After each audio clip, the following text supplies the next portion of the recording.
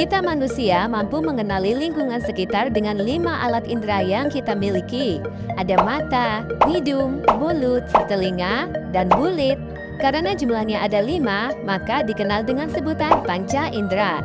Ada yang tahu masing-masing kegunaannya? Yuk kita bahas satu persatu. Mata berfungsi untuk melihat atau sebagai indera penglihatan.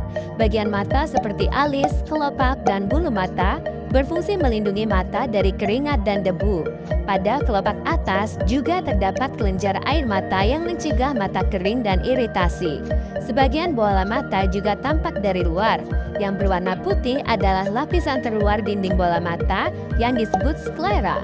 Di bagian tengah terdapat lingkaran berwarna yang disebut dengan iris. Bagaimana mata bisa melihat?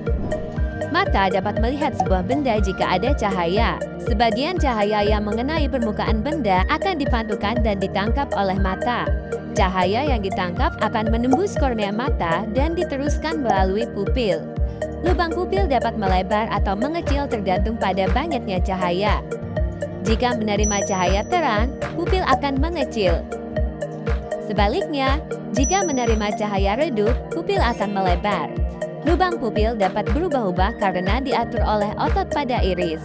Setelah melalui pupil, cahaya akan mengenai lensa mata dan dibiaskan. Lensa memiliki daya akomodasi atau kemampuan mencembung dan memiting. Lensa mata berfungsi mengatur cahaya agar jatuh tepat di retina. Rangsangan cahaya yang jatuh di retina kemudian dikirim ke otak melalui saraf. Otak akan mengolahnya agar mata kita dapat melihat benda. Hidung berfungsi untuk mencium bau atau sebagai indera penciuman. Bau akan masuk melalui lubang hidung, kemudian mengenai ujung-ujung saraf yang terletak di langit-langit rongga hidung. Rangsangan bau akan dikirim ke otak untuk diolah agar hidung kita dapat mencium bau. Lidah berfungsi untuk mengecap rasa atau sebagai indera pengecap. Lidah ada di dalam rongga mulut. Pada permukaan lidah terdapat tonjolan-tonjolan yang disebut papila. Setiap papila memiliki kumpulan kuncup pengecap. Di dalam kuncup pengecap terdapat ujung-ujung saraf yang dapat menerima rangsangan rasa makanan. Rangsangan tersebut kemudian dikirim ke otak. Lidah kita dapat mengenali berbagai rasa seperti manis, pahit, asam, dan asin. Apakah benar lidah memang memiliki pembagian zona rasa seperti ini? Menurut analisis terbaru, pembagian ini tidak tepat karena semua bagian lidah mampu mengenali semua rasa. Bagaimana dengan rasa pedas? Pedas bukan termasuk jenis rasa.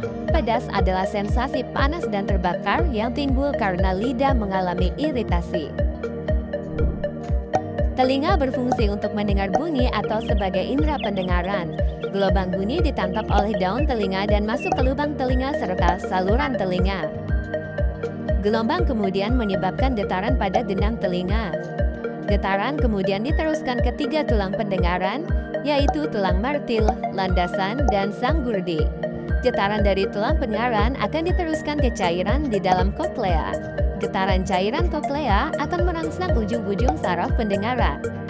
Rangsangan bunyi kemudian dikirim ke otak agar telinga dapat mendengar bunyi. Tekanan di dalam dan luar telinga dijaga agar tetap seimbang oleh saluran eustachius.